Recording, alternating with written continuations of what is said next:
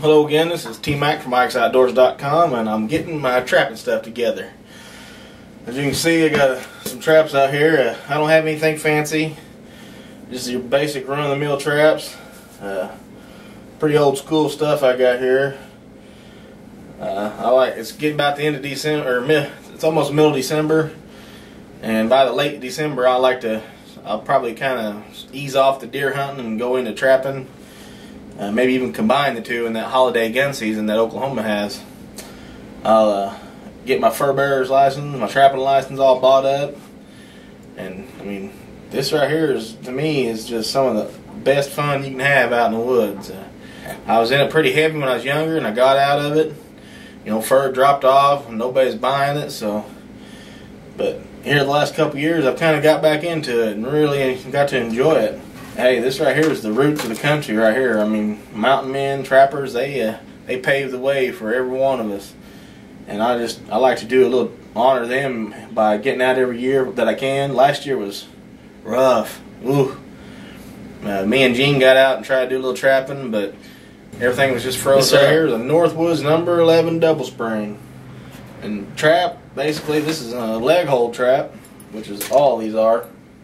And this is the little bitty, if it was a coil spring, like this right here is a coil spring. You know, this would probably be like this is like one of your smallest traps there is. This is great for possum, raccoon, a little big for muskrat, you know, but it'll do the job, mink. And you don't want to be getting too big though. You ain't gonna catch no canines in this. Bobcat, nah, I wouldn't. I mean, it could probably happen, but you want to keep this mostly for your water sets and for catching, you know, your small game, raccoons and such as that. All you do is push these two sides down, the springs, open your jaw up, flip over your little bar there and hook your dog, and that's your trap switch there. We'll make sure they're flat, and all I'm doing is just inspecting them all, making sure the springs are still good and tight, and make sure the dog's good, the pan's good. This little piece that goes over your trap is called the dog, and that flat piece that they set the foot on is called the pan. So you just want to make sure your pan and your dog's still in good condition. Make sure she got a lot of snap in her when she goes off. And you know, right there, that's a good trap. Like I said, this is a little Northwoods number 11. It's perfect for raccoons, and I like to set those in water sets. And this right here, those are called long springs because they got really long springs on each end. This right here is a coil spring, and it's the same, does the same thing, except it's a little more compact. And man, these things got some bite on them. This is a Victor 1.5, and this right here is a small game. It's real good for fox, raccoons, possum. I would even go and set this for a bobcat probably. These are pretty tough little traps, and then they just get bigger, you know. The biggest ones I have are this bad boy here. The Victor number 6, I believe, and this is what I use for beaver trapping right here.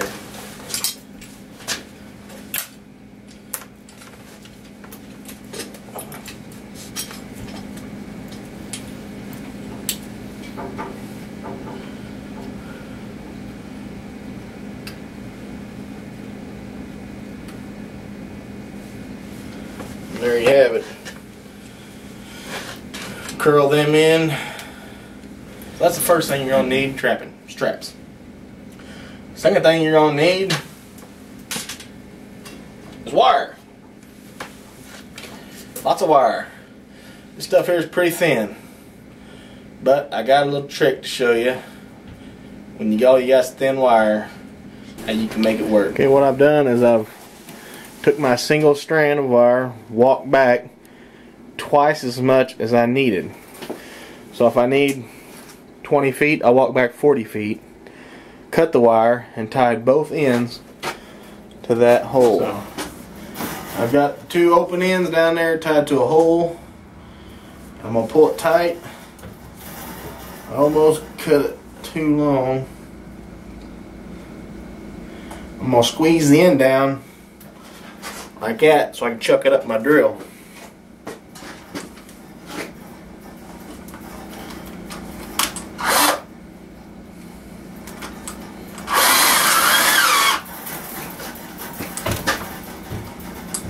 I'm going to pull real tight and turn the drill.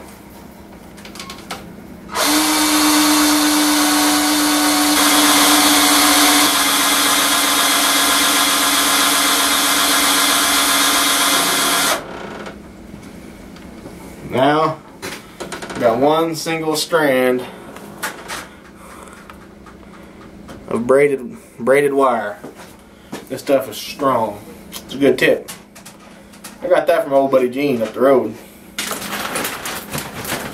Something else you're gonna need right here. This here's my pack, and it's broke, so I'm gonna have to fix it. Son of a gun. That's why you check this stuff now. Anyway.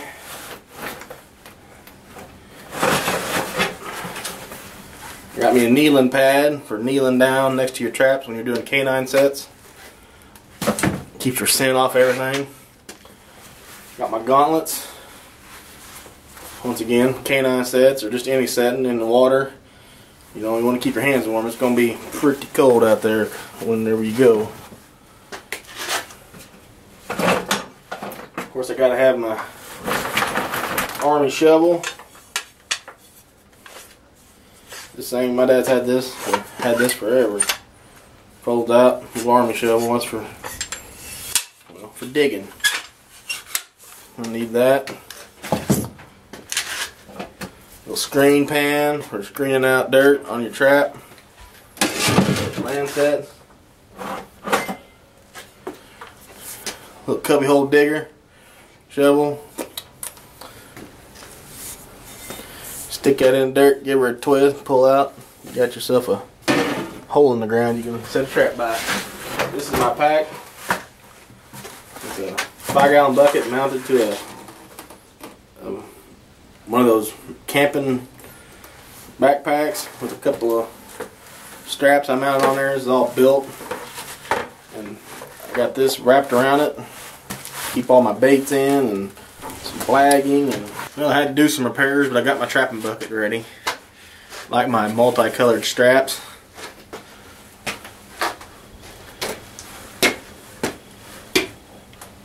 Oh yeah.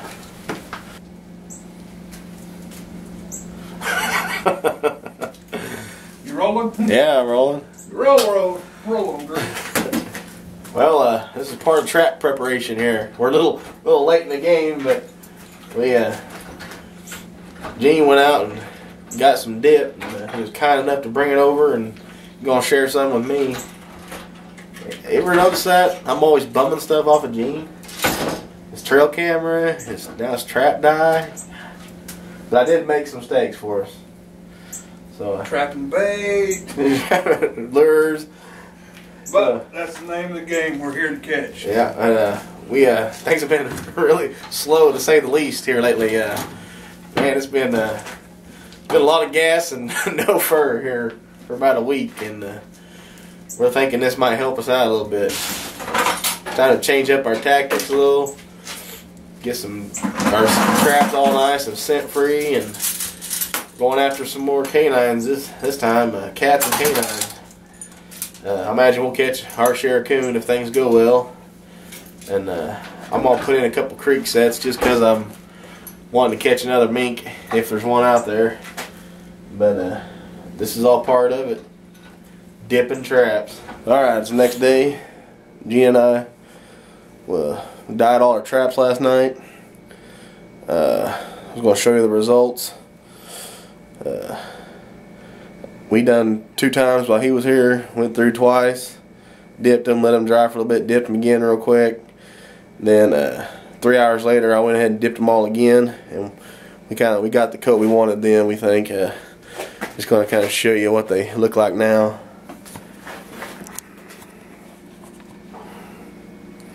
Nice and black.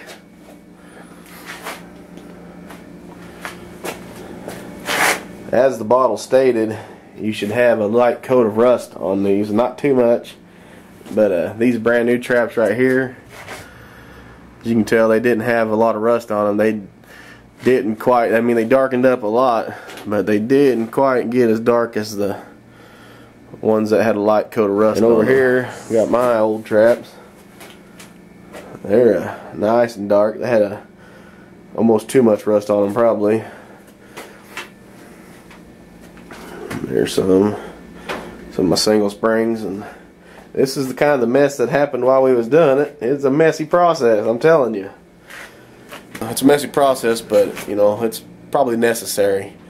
Our traps are pretty rusted, probably smell a lot like metal, so this right here, hopefully this will get some fur in our traps. The stuff we used was called Formula 1. All it was just mix it with water. You know, we took 2 gallons of water, put it in that pan, mixed it up, and there it is. Along with dyeing our traps, we also took the file to them a little bit, cleaned them up a little bit. A lot of these traps, your dogs are kind of rounded on the edge. I'll show you right here. Flip that dog out.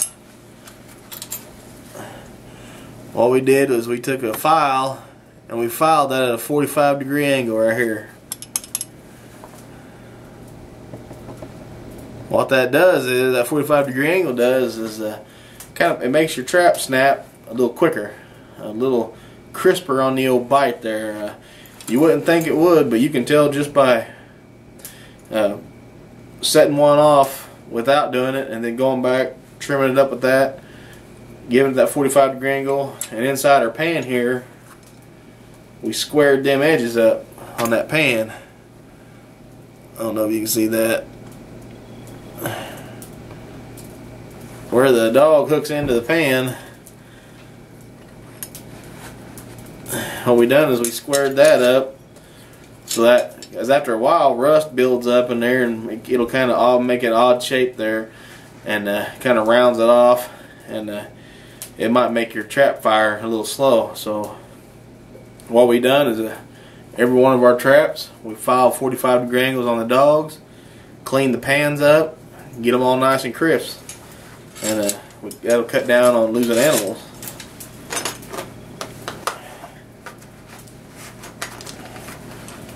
This right here is a Victor number 2 double spring.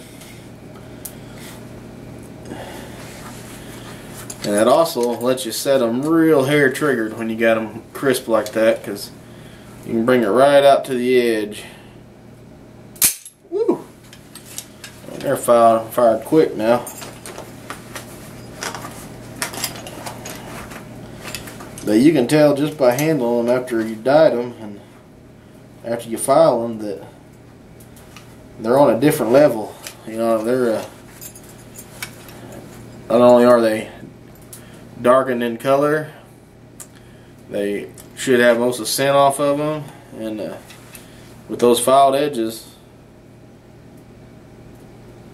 you can really set those suckers in hair trigger.